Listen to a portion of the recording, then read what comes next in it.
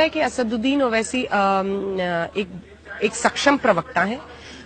वकील होने की वजह से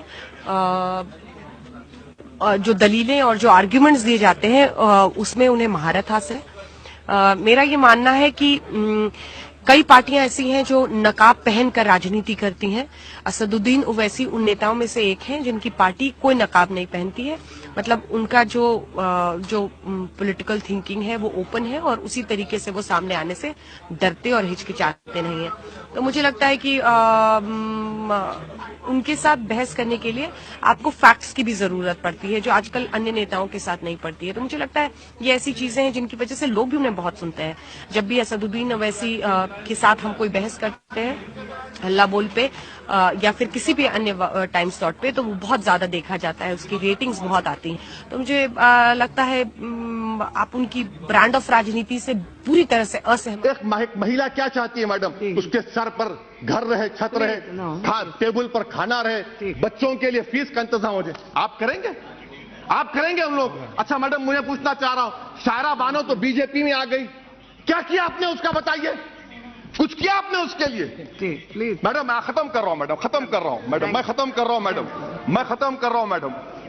क्योंकि ये जो कानून बनाने जा रहे हैं मैडम, ये रास तौर पर मुसलमानों की, आप देखिए मैडम, सेक्सुअल माइनॉरिटीज को 377 में चॉइस दे दिया गया, रिलीजियस माइनॉरिटीज को क्यों नहीं मिलेगा? हिंदुस्तान के कॉन्स्टिट्यूशन में चॉइस जूरिस्प्रूडेंस है, मुझे नहीं मिलेगा। आपका कानून रिलीजन के खिलाफ है, आप पोलैरिटी को खत्म करना चाहते हैं, इससे साफ जाहिर हो गया आप मुस्लिम खवातीन के इंसाफ के लिए नहीं, बल्कि आपका निशाना उस वक्त साबित हो गया जब सुप्रीम कोर्ट में उस वक्त के अटॉर्नी जनरल ने खड़े होकर कहा कि हर कानून को मिटा दो। शाहनवाज हमारे मुख्तार साहब, शिया का जो सेगा का कानून है वो भी खत्म हो जाएगा, ख्याल रखिए। और आखिर में मैडम, पूरे मुल्क में मीटू मूवमेंट हुआ, मीटू मूवमेंट, खवातीन ने निकला। कहां वो मंत्री जो पिछले बार खड़े थे यहां पर? कहां गए बताइए? कहां गए वो बताइए? और आप उनको पनाह दे रहे हैं अपनी पार्टी में। ऐसे शख्स को तो निकाल कर फेंकना चाहिए था जिसने खवातीन की इज्जत लूटी, उनको दबाया, लीच था वो, जिसको उर्दू में क्या कहते हैं मैडम? तोते चश्मा कहते हैं उनको। ऐसे लोगों को आपने पनाह दी और आप आकर हमको आईना दिखा रहे हैं मैडम। अब आप देखिए मैडम, ये मैं क्यों कह रहा हूं, हमारे पास मुल्क में 84% हिंदू महिला बच्चियां 10 साल की शादी होती है, कानून नहीं बना दी हम, क्या हुआ? क्या हुआ बताइए? ये कौन करेगा इसका? डिजर्शन मैडम, सुन लीजिए, डिजर्शन, मैं आखिर 1 मिनट, डिजर्शन का कानून है, 20 लाख हिंदू महिलाएं डिजर्टरों का कानून बनाइए ना, कानून बना हुआ है, क्या हुआ? सोशल ईवल का खात्मा तमाम मिलकर करना चाहिए। मैं एंड कर रहा हूं मैडम, कंक्लूजन में कह रहा हूं, मैं आपके जरिए हुकूमत को बताना चाह रहा हूं कि आपके कानून से, आपके दबाव से, आपके जोर से, आपके जबर से हम अपने मजहब को फॉरफिट नहीं करेंगे। जब तक दुनिया बाकी रहेगी हम मुसलमान बनकर शरीयत पर चलते रहेंगे। हम इस बिल को रिजेक्ट करते हैं मैडम। मेरा पहला सवाल यह है कि हुकूमत ये जानती है कि मुसलमानों में जो खवानगी का तनासुब है वो 68% है और पूरे मुल्क में 75% है। वजीर आजम ने कहा कि मुसलमान के हाथ में कुरान और कंप्यूटर देखना चाहता हूं, तो आखिर क्या वजह है कि पोस्ट मैट्रिक और प्री मैट्रिक स्कॉलरशिप के जो एलोकेशन है 2013 से 2018 तक वही एलोकेशन दिए जा रहे हैं?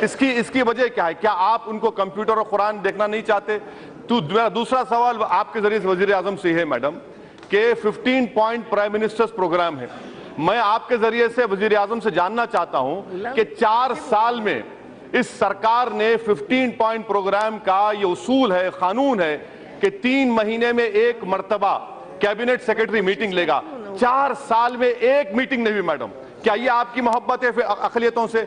मैडम, 15 पॉइंट प्रोग्राम का 10वां पॉइंट ये है कि ये सरकार पूरी कोशिश करेगी कि अकलियतों को, जिसमें मुसलमान भी शामिल है, उनको central paramilitary forces, railways, public sector, banks में रोजगार मिले। मैं आपके जरिए से चैलेंज कर रहा हूं कि 1% भी रोजगार नहीं मिला। चौथा सवाल यह है कि 1400 करोड़ रुपए वजीर आजम अपने बैरूनी दौरों में खर्च किए हैं। मगर उसका नतीजा क्या निकलता है कि श्रीलंका हो, नेपाल हो, मालदीव हो, बांग्लादेश हो, चीन के गोद में बैठे हैं। मेरा 5वां सवाल आपके जरिए हुकूमत से यह है कि दलितों से मोहब्बत के इतने बड़े बड़े दावे किए जा रहे हैं, मगर जिस जज ने SC/ST एक्ट के खिलाफ जजमेंट दिया, आपकी सरकार ने उसको NGT का चेयरमैन बनाया और आप में इतनी हिम्मत नहीं है कि ऑर्डिनेंस जारी कर सके। मैडम, फिक्स डिपॉजिट 6% है, इन्फ्लेशन 6% है। कौन सी माशी पॉलिसी है? कश्मीर की पॉलिसी क्या है? जितने मिलिटेंट मरते हैं, अगर 2 मिलिटेंट मरता है तो एक हमारा सिपाही मरता है। मैंने मैडम खत्म कर रहा हूं, 124 हमारे सिपाही मारे गए। आपकी कश्मीर की पॉलिसी क्या है? मैं आपके जरिए से आखिर में हुकूमत से पूछना चाह रहा हूं कि क्या आप कांग्रेस मुक्त चाहते हैं या मुसलमान दलित मुक्त भारत चाहते हैं? ये आपकी पॉलिसी के खौफ का एक माहौल पैदा कर दिया, मुल्क में नफरतों की दीवारों को उठा दिया गया। ये हुकूमत जबर, तशद्दुद और खौफ पैदा करी। और यहां पर बैठकर मोहतरमा सुषमा स्वराज ने एक शेर कहा था कि मुझे रहजनों से गिला नहीं, तेरी रहबरी का सवाल है। मैं आपके जरिए हुकूमत से पूछना चाहता हूं, हिंदुस्तान के दलित, हिंदुस्तान के मुसलमान जिन पर 324 IPC का केस होता है, उनको पासपोर्ट नहीं बनता है सर। उनका पासपोर्ट कैसा बनेगा? उनकी इंसानियत के लिए कौन? ये फ्यूडलिज्म है कि जो वजीर खारजा को जानता पासपोर्ट मिलता हमारे दलित और मुसलमान क्या करेगा? इसीलिए मैं हुकूमत से मुतालबा करता हूं कि सर मैं खत्म कर रहा हूं कि आप इसको देखिए, इन चीजों को रोकिए और ये जो 1365 करोड़ रुपए लेकर आइए, वजीर आजम को आना चाहिए, आकर कहना चाहिए कि मुझे पूरा अटूट भरोसा है, वरना ये लगता है कि एक साजिश का हिस्सा हो रहा है तमाम चीजें। शुक्रिया सर। परिवर्तन की भी, धर्म परिवर्तन की बात करने लगे हैं, दाढ़ी छोड़ने की बात करने लगे हैं। मतलब जरा सा जो पर्दा पहले रखते थे हटा दिया है साहब। नहीं, देखिए मैं आपको बता रहा हूं कि वो स्पीच जो है ना, आप उसको समझे नहीं। ये बताइए कि उर्दू में किरदार किसको कहते हैं? कैरेक्टर। सच्चाई किसको कहते हैं? ट्रूथ। मैंने कहा कि हम अपने किरदार से और सच्चाई से आपको दावत देंगे। अब इसमें फोर्सिबली कहाँ है? तो अफसोस ये है कि वो जो न्यूज़ एजेंसी ने जो तर्जुमा किया, उन्होंने इस अल्फाज को खा लिए। वो स्पीच आज भी है मेरी, मैंने बाद में उसको रीट्वीट किया, उस पर हमारे लोग बताया कि भाई इसमें लफ्ज़ किरदार और लफ्ज़ सच्चाई का इस्तेमाल है। अब अगर उसको वो खा लेंगे और आप लोग नहीं देखेंगे तो मैं क्या? ऐसे भाषण क्यों देते हैं सर जिस पर सफाई देना पड़े? आजकल आप भाषण नहीं भड़काते हैं। ना, कहाँ भड़काते हैं? मेरा काम भड़काना नहीं है, मेरा काम एक सोच देना है और भाषण देना जरूरी है, क्योंकि ये फ्रीडम ऑफ एक्सप्रेशन है, कॉन्स्टिट्यूशन में मेरा राइट है और मैं बोलूंगा। अब इसको तोड़ मोड़ के, या फिर अगर आप उर्दू नहीं समझ रहे हैं तो उसका जिम्मेदार मैं कैसे? क्या ये सवाल इसमें शामिल है? मुझे आपकी बातों से लग रहा है कि आप महत्वाकांक्षी बहुत होते चले जा रहे हैं राजनीति में। दूसरा आरोप आप कहते हैं, आपके अंदाज में बोलूं अगर आपकी इजाजत हो, हम दाढ़ी और छोड़ेंगे, वो काटेंगे तो हम इसको और छोड़ेंगे। बिल्कुल। ये भड़काना नहीं है तो क्या उनको भी छोड़ने पर मजबूर कर देंगे? बिल्कुल। इसका मतलब क्या है? आप कहते थे कि मोहन भागवत अगर छुरा दिखाएंगे तो वंदे मातरम नहीं बोलूंगा। बिल्कुल। अब आप भी वही करना चाह रहे हैं? नहीं, मैं ये कह रहा हूं कि एक इंसान को जबरदस्ती पकड़कर लेकर जाकर उसकी दाढ़ी काट देना और उसको बोलना कि तू पाकिस्तानी है, ये कौन सी बात है बताइए? दाढ़ी छोड़ना तो मेरा एक फंडामेंटल राइट है। और अगर ये लोग ये हरकत क्यों कर रहे हैं कि डर पैदा किया जाए मुसलमानों में, डर पैदा किया जाए कि तुम अपनी इस्लाम की जो मुसलमानों की जो तुम्हारी शनाख्त है, जो संविधान हमको देता है, वो भूल जाओ। इसलिए मैं कह रहा हूं, आज भी कह रहा हूं कि मुझे कोई मेरी दाढ़ी को काटेगा मैं फिर छोड़ूंगा। उसी डर को आप एनकैश करके अपनी महत्वाकांक्षा को पूरा करना चाह रहे हैं। हरगिज नहीं, मैं तो डर दूर कर रहा हूं। कैसे?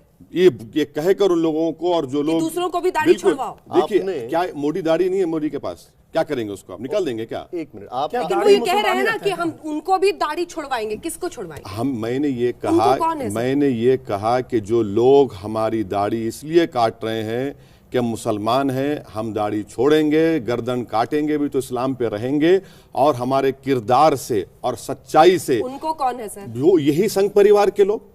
मतलब आप दूसरे धर्म के लोगों को दाढ़ी छुड़वाएंगे? देखिए, हिंदुत्व में और हिंदू में जमीन आसमान का फर्क है। ठीक है, मैं हिंदुत्व के लोगों से कह रहा हूं कि हम अपनी सच्चाई से और हमारे किरदार से। कैसे पहचान होगी? बिल्कुल होगी। अगर ये लोग भड़क गए, आपकी बातों में आ गए, कल को किसी के जो आपके भाषण वहां पर दे। अरे सर, अपना अंदाज तो देखिए भाषण देते हैं मैडम। देखिए, वो वैसी चीज बिल्कुल अलग होते हैं। बिल्कुल गलत बात है, बिल्कुल होते हैं जनता में। देखिए, इखलाक को मारा गया, कासिम को मारा गया, रकबर को मारा गया, जुनैद को मारा गया, मोहसिन को मारा गया, पेलू खान को मारा गया।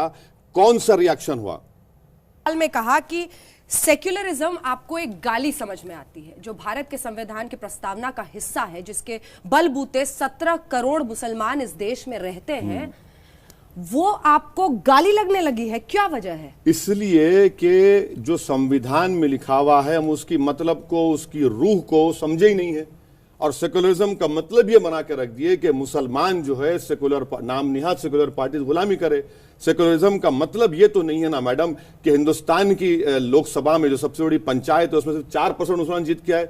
सेकुलरिज्म का हरगिज मतलब तो ये गलती तो इन सेकुलर पार्टीज की है, दूसरे पार्टीज की है। सेकुलरिज्म का मतलब तो ये नहीं है कि बीजेपी एक मुसलमान को टिकट ना दे गुजरात में, कर्नाटक में, यूपी में। सेकुलरिज्म का हरगिज मतलब तो ये नहीं है कि कांग्रेस के प्रेसिडेंट मंदिरों को जाए और मस्जिद को ना जाए। सेकुलरिज्म का मतलब तो यह नहीं है कि आप आरएसएस के हेडक्वार्टर पर जाकर जो मुसलमानों को सांप कहता है उस आदमी को आप बाजू लाकर अपने इफ्तार दावत में बिठा लेते हैं। मेरा मकसद सेकुलरिज्म को हमको इस्तेमाल किया गया। अगर आज सच्चर कमेटी अगर जो सच कह रही है तो झूठी है क्या? वो सेकुलरिज्म की वजह से। मोदी से बड़े दुश्मन राहुल हो गए हैं क्या आजकल? दोनों उतने बराबर हो चुके हैं क्योंकि दोनों भी हिंदुत्व आप आ चुके हैं। आजकल मजाक बड़ा उड़ाते हैं आप राहुल गांधी का। क्यों? अरे भाई मैं मजाक क्या उड़ाता हूं उनका? आपने कहा कि अगर नो कॉन्फिडेंस मोशन में जाके गले मिल जाते हैं तो मैं क्या करूं? क्या होगा अगर ऐसी नौबत आएगी कि कांग्रेस और तमाम अन्य पार्टियां मिलकर 2019 में सरकार बनाने की नौबत में आ जाए और राहुल गांधी को प्रधानमंत्री का उम्मीदवार स्वीकार कर लिया जाता है? मैं आपको सुनाता हूं। मैं जब निजाम कॉलेज हैदराबाद में पढ़ता था तो हमारे पब्लिक एडमिनिस्ट्रेशन के लेक्चरर थे। हम ज्यादा पढ़ते नहीं थे, वो कैंटीन पे जिंदगी गुजारते थे हमारी। वो एक दिन पकड़ कर लेकर गए हमको, लेक्चर में बिठाए और बिठाकर मुझसे पूछे बोलो इंडियन डेमोक्रेसी क्या है। मैं बोला सर आप रहने के बाद हम क्या बोले? बड़े खुश हुए वो। उन्होंने मुझसे कहा कि सुनो इंडियन डेमोक्रेसी ये होती है, इंडियन डेमोक्रेसी स्वयंवरा की तरह है।